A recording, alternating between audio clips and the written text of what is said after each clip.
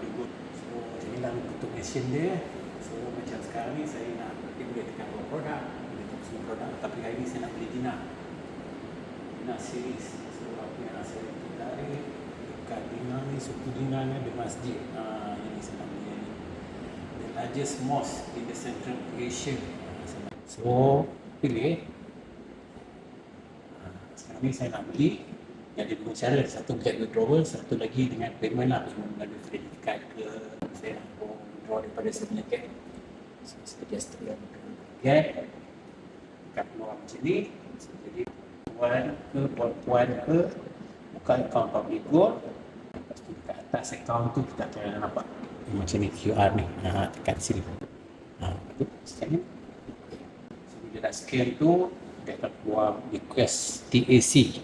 So kita klik, akan keluar macam ni, TAC dia akan hantar dekat kita punya WhatsApp.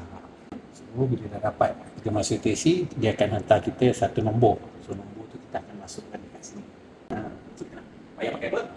Yang ni payment untuk untuk charge premium dan juga ATM fees.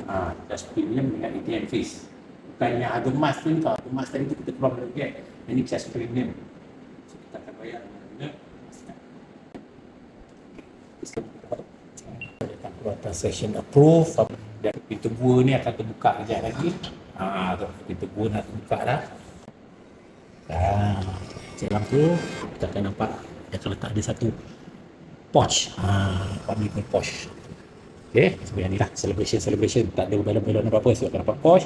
So yang ni adalah yang saya beli tadi. Itu dia. Sama dengan yang saya pilih emas suku Dina. Sekian, terima kasih.